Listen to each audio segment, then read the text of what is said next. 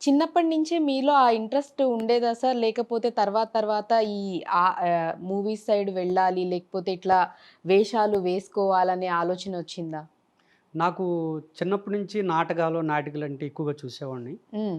ఎంచేతంటే అది విలేజ్‌లో అప్పట్లో ఒక 30 ఇయర్స్ బ్యాకు, 50 ఇయర్స్ బ్యాకు ఎక్కువగా పల్లెటూరులో ఏంటి, పట్టణాల్లో ఏంటి నాటికలు వేసేవారు. అవును. కృష్ణుడు, రాయబారాలు ఇలాంటి హ్మ్. అన్నీ వేస్తున్నప్పుడు నా చిన్నప్పుడు ఆ ఫోర్త్ క్లాస్, ఫిఫ్త్ క్లాస్ నుంచి నాకు ఈ నాటకాల మీద బాగా ఇంట్రెస్ట్. హ్మ్.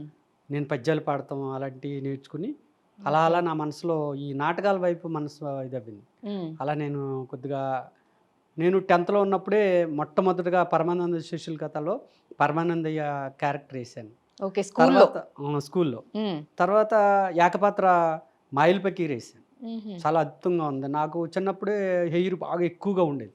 ఓకే. ఆ హెడ్ మాస్టర్‌ని సారు మరి విగ్ ఉండాలి కదండీ! అతను మాయిల్ పకీర్ చాలా ఇదిగా ఉంటది కదా! అంటే నీకు విగ్ ఎందుకే నీ తలే విగ్‌లే ఉంది అన్నారాయన. బాగా ఓకే. కర్లింగ్‌తో పెద్దగా ఉండేది.